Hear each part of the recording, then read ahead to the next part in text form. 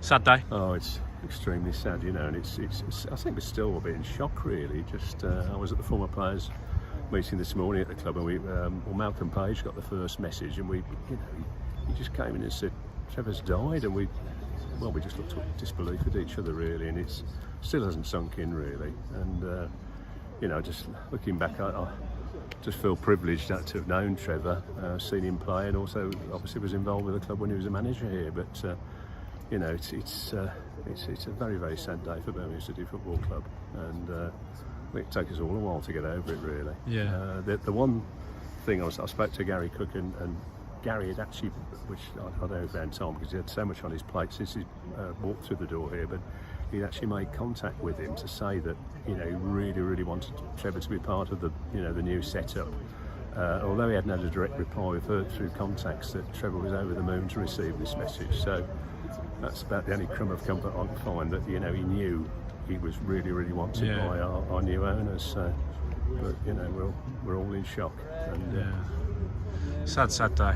Yeah, it is. And you've got some brilliant stories of Trevor over the years, haven't you? Oh yeah, well I was fortunate. We're about the same. I'd never forget. There was a game at Preston, and they had a late injury, and as I say, Freddie Goodwin wasn't planning on putting him in the squad. So, but there was an emergency phone call, so we went and picked him up, and he had to put up with my dad's driving up the M6. So I just thought that would have given him. But and he actually, I think he came on as sub or something, but he did very well. But he obviously saw him score the 4 goals against Bolton. And many other games, and obviously the promotion season when we went up, he was integral in that. And then went our first season in what was Div 1, but now the Premier League, he took that by storm as well. And I think the luck we had was a night Jude, who unfortunately was the right thing to go to Dortmund and everything. We did actually hold on to Trevor for a while, and of course he left us, and of course that to Forest, and of course at the end of that season he scored the winning goal in the European Cup, Champions League final. And I think let's not forget his time as manager as well, because very unlucky. We got to the playoffs semi-finals 3 times, and it's just never had that bit of luck really to do it. And the cup final. Oh, what a day that was as well. Magnificent. I don't think anybody would forget the Ipswich game down here. No. They were doing really well that season in the Premier League, and beat them 4-1. So he's given us some awesome, wonderful memories, and ones we'll treasure. And as I say, but and you've got some personal stories. Just one story, but this is perhaps a bit naughty, really. We had a scout here called Don Dorman who put together the most fantastic youth team, and they actually reached the final of the Youth Cup, which was an incredible feat at the time. Kenny Burns, Bob Latchford, Trevor, Gary Pendry. It was, I think virtually every member of the side did, carved out a good career for themselves. But Trevor was the obvious star.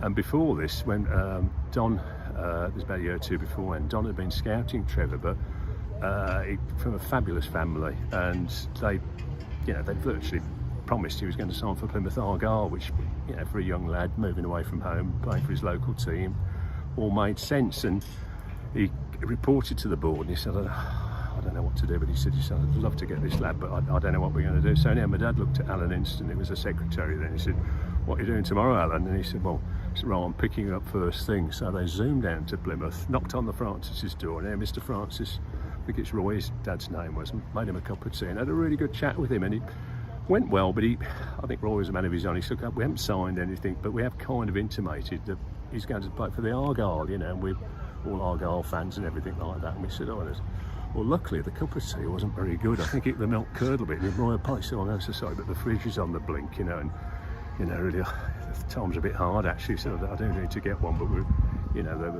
as I say, it was going to be quite a major expenditure for the Francis family. So the next door, first thing in the morning, there was a knock on the door and a new fridge arrived, which I must be honest was courtesy of my father. And anyhow, so to cut a long story short, Roy then said, oh my God, that's amazing, I've got to do something in return. So Trevor signed for us. So I don't think it was a bad return on that fridge, really, considering we sold him for £1 million. So, but no, it must be too, because this is a sad day, and we're all here paying respects to someone who's an absolute club legend. And R.I.P. Trevor. If you had to describe Trevor as a player to people who haven't seen him, obviously a lot of the youngsters, they never got the chance. sensational, I think is the word, really. You know, Yeah. we think, you know, I saw us win at Anfield. He got, I think he might have got one or two. I know he scored a penalty. I'm trying to think of, maybe he got another one. I saw us win at Old Trafford. You know, we went to places you'd be scared to death to go to now, you know, and beat them, you know, and it was, you know, and having a jewel like that in your team, you're always capable of pulling off results like that. And here at St Andrews as well, we beat the best, really, and it was, you know, I think the other thing, I'd give a bit of credit to Bob Latchford, because I think they're a wonderful combination, and Bob was the unsung hero. He took all the knocks and everything, but I think he realised just how special Trevor was, so I think he kind of did that, which allowed Trevor a bit of a free rein, which of course caused chaos with opponents. But no, he scored goals, made goals, he was all over the place. He was just a tremendous player, you know. I think he scored about 35, 40 yard free kicks as well, you know.